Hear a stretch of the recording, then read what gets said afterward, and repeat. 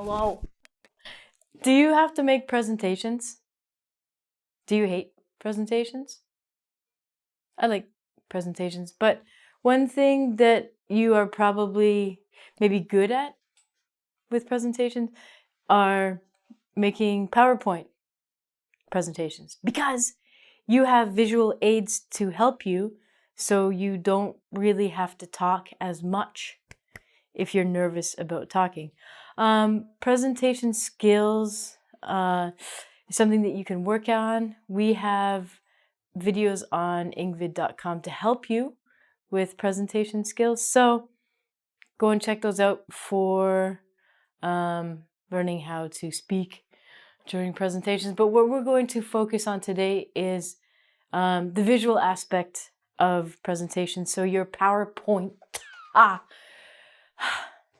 things. Some things to do and some things not to do. So here we are, presentation skills. The first thing, and one of the things that makes these presentations so fun, are pictures. But we have to be careful. The templates that you have already included in your presentation software, they're boring. People use them all the time. So I suggest you try and download some other pictures to make your presentation more interesting. And with that, make sure that on one slide you have one image. Make it interesting. Do not have a split screen, so don't have two images on one slide. Do not have a collage, that's insane. A collage is many different small pictures on one screen. Even when I see a collage, there's a lot of collages coming out on Facebook now, and I'm like, too many pictures, can't understand. Our brains just cannot comprehend all those pictures, especially when you're having the slide up for a short period of time. Don't make it like a photo album. Don't put millions and 7 pictures, and keep it simple. Put a single image on each slide. Try and pick images that you actually like and not too distracting. You don't want puppy dogs and things. Make something simple, but something that you like, and make sure it looks nice. The next one you have to worry about is the lettering. So the lettering, you also might know this as the font. So font and lettering are the same. One thing that you do not want to do is have really fancy or beautiful lettering. Simply, the reason is some people can't read when the letters are fancy, especially if you are doing presentations for people who do not have English as their first language. If you take the letters and you write them even cursive, a lot of people have problems reading cursive. So I suggest you use something more traditional. There's lots of very easy to read fonts you can get from your whatever word processing you use. So make it simple, easy to read. Another problem that you might have is the script is too big or too small. So remember that when you're making your presentation, you're doing it probably on your laptop or your desktop, or your iPad, or your phone. So the font or the lettering is going to be different than when you put it up in the projector. So if at all possible, if you can, check it out before you do the presentation. Look at hook up your laptop or whatever, and see if you can actually see it on the screen, because the font is different. You might think that on your laptop it's a good size, but when it gets on the projection screen, it's tiny. Or it takes up too much space and it's too big.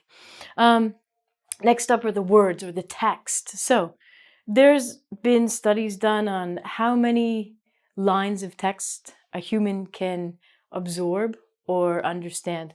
And any more than 6, you've lost the people. So try and keep on each slide one very simple image with very traditional clear text, and put only 2 or 3 lines on each slide. Don't put bullet points.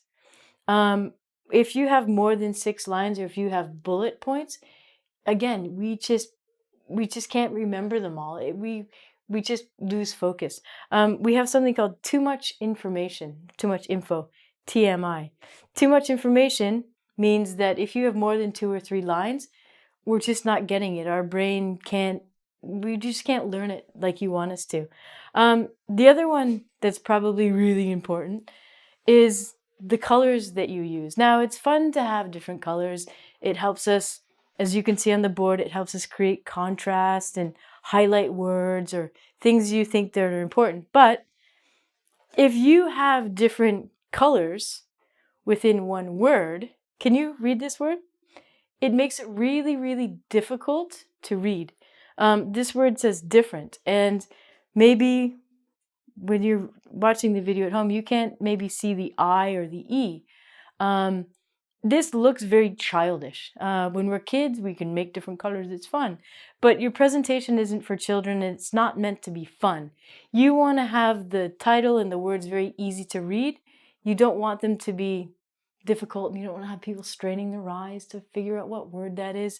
I will never forget my grade 4 art teacher telling me that you can never use different colors in one word. As an 8-year-old, I was just taken back. I was like, oh my God, I use different colors all the time, Mr. Riley. No.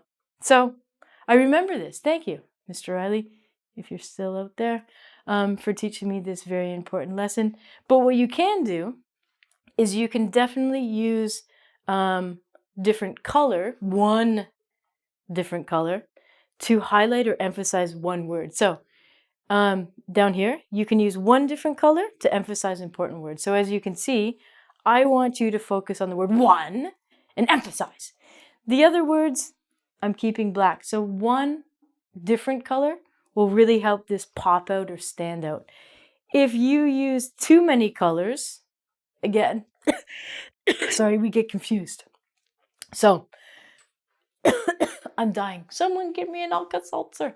The last thing is you want a strong contrast of the letters in the background. So, if my background color is blue, I wouldn't want to have green lettering because green and blue are very similar colors, very similar shades. So you have to make sure that if you have a gray background, you want something that really stands out. You have to be careful of the colors that you choose for the background and the lettering. So, if you can keep these 4 major categories in mind when you're doing or making a presentation, color, keep it simple. 1 or 2 different colors is fantastic. Make sure the words or the text are limited to 2 or 3 major points. You want to build your presentation instead of just throwing information at people. Make sure the lettering is clear, nothing crazy. Make sure it's not too big, not too small. And also make sure that you're not overloading the pupils with pictures because it's going to lose from your actual presentation point. If you need help doing presentations, check out our videos on presentation skills at engvid.com. Check it out on YouTube. I'm out of here. Bye-bye.